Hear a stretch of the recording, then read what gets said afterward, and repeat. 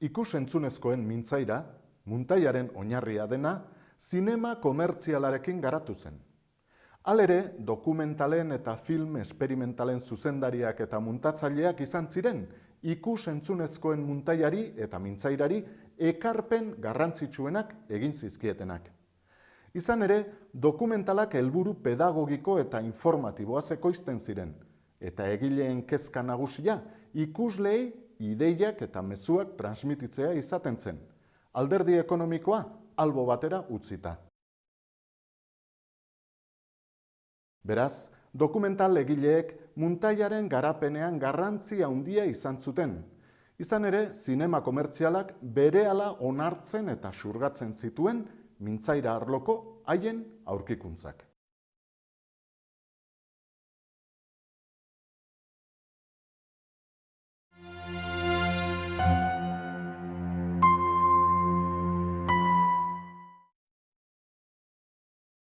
Zinemaren historiaren hastapenetan dokumentalei gaurkotasunezko filmak deitzen zieten. Film haiek film komertzialen osagarriak izaten ziren. Garaiko ikusleek ez zituzten aintzat hartzen. Dokumentala genero gisa 20. mendearen 2. hamarkadan sortu zen. Zer gertatzen ari zen orduan munduan? Gutxi gorabeherako egoera, honako hau zen. Errusiako iraultza garaile atera zen. Europa lehen mundu gerraren ondorioetatik ozta ateratzen ari zen.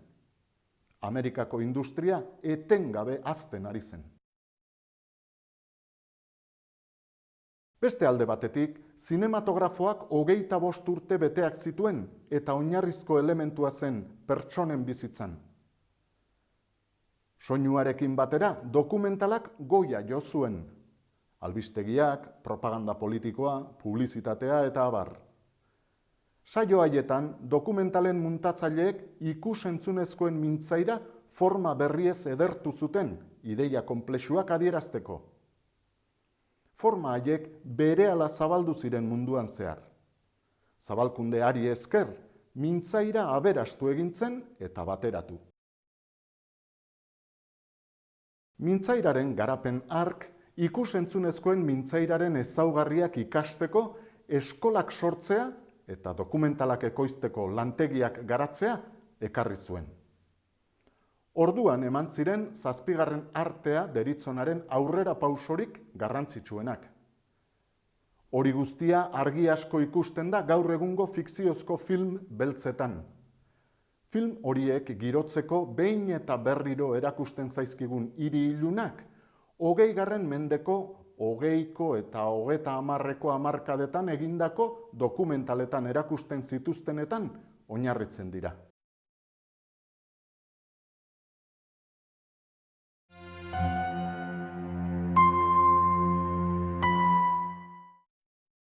Robert Flaherty zinemagintzaren historiako lehen dokumentalgilea dela esan ohi da. Esploratzailea, geografoa eta antropologia ikaslea zen. Artikora hainbat espedizio egin zituen. Haietako batean, 5. Flahertyk zinema kamera bat eraman zuen eta 21.000 metro pelikula grabatu zituen. Gero, errebelatu egin zituen eta proiektatu. Nanukekin eta eskimal taldetxo batekin aritu zen urte oso batez, bere dokumentala Nanuk eskimala filmatzeko. Filmak eskimal familia baten bizitza kontatzen du, zuzenean eta artifiziorik gabe.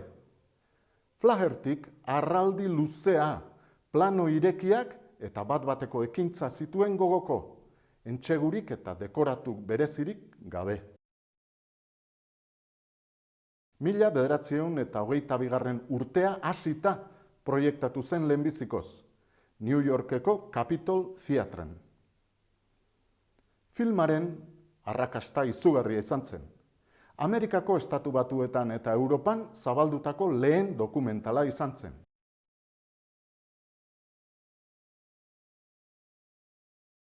John Griersonek film bakarra egin zuen arren, Drifters, zinemagintzaren historian leku aparta hartu du. Film didaktikoa da, eta jendeari sardin zarraren arrantzan ziharduten arrantzaleen lana ipar itsasoan erakustea zuen helburu.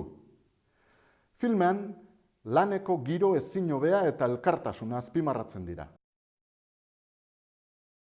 Drifters 1929an estrainatu zen Londresen, Potemkin korazatuarekin batera. Sekulako arrakasta izan zuen. Hari esker, Griersonek zine dokumental eskola bat antolatu ahal izan zuen. British Marketing Board eskola. Nazioartean oso ezaguna.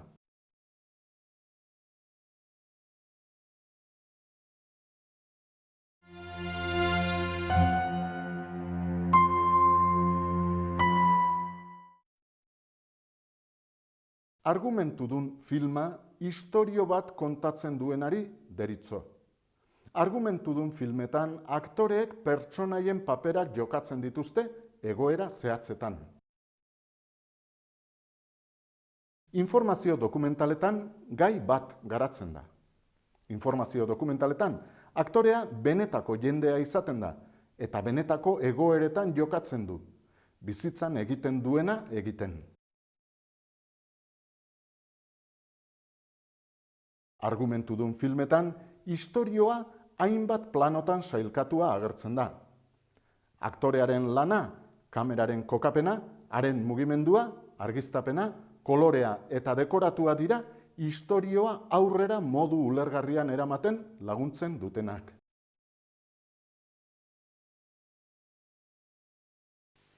Dokumentaletan ez dago aktorerik, errealizadoreak jarraitzen dituen subjektuak baizik. Kameraren kokapena erabakitzen da, interesatzen zaigun ekintza grabatzeko egokia den neurrian. Argiztapena, ekintza behar bezala ikusteko helburuz diseinatzen da. Dekoratua, garatuko den ekintzak mugatzen du, ia beti. Horregatik esaten da, informazio dokumentalak muntailan hartzen duela forma eta adierazgarritasuna.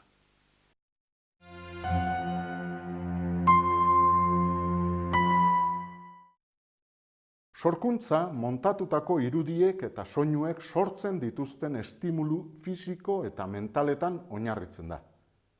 Horregatik, dokumental bat muntatzerakoan arretaz aztertu behar dugu irudiek eta soinuek iradokitzen dutena. Ikus ditzagun adibide batzuk.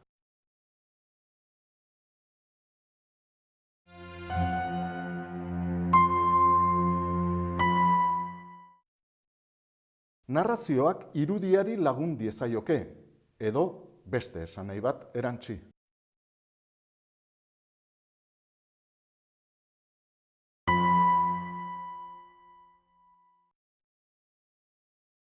Ikus dezakezuen bezala, haran eder honek sakon-sakonean herrixka txiki bat babesten du. Eta zer du berezirik herri honek? Ikus dezagun. Ikus ezazue plaza.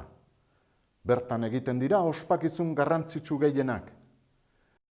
Neguan ur freskoa ematen duen iturria, tamalez, udan lehortu egiten da. Hainbat etxe zaharkitu, jakitun batzuen ustez meritu handikoak. Eta jendea, dauden etxe guztiak eta egiten ari diren beste etxeak ere betetzeko adina jende.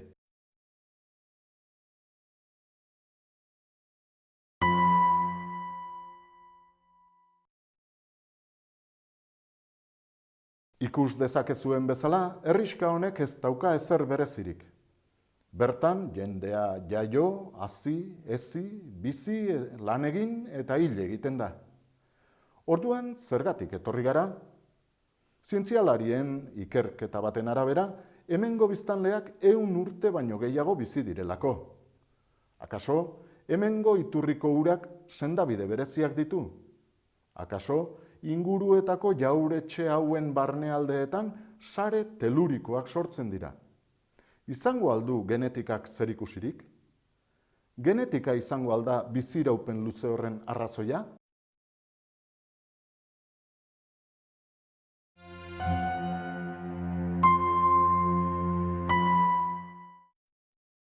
Iraungipen kateatuak narrazioan aurrera naiz atzera egiteko erabil ditzakegu.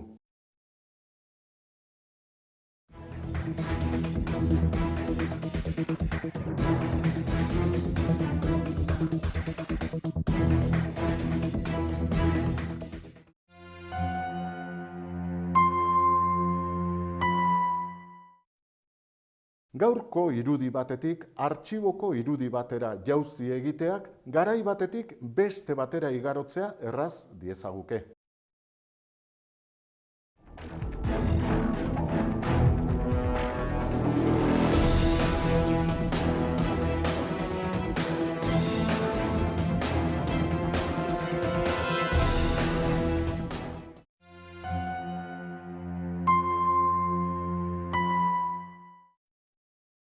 Pertsonaia batek ekintza zehatz bat burutzen du.